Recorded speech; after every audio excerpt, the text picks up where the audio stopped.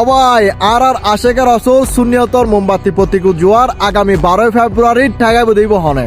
আগামী 12 ফেব্রুয়ারি আস্তে আস্তে যা হয় দিন সময় আছে মোমবাতি প্রতীকু জনপ্রিয়তার সাগর জনসমুদ্রে পরিণত হইব ইনশাআল্লাহ। কে কি বলে শুনবো না, মোরা সুন্নিরা নবীর দেওয়ানা, মোরা সুন্নিরা নবীর দেওয়ানা।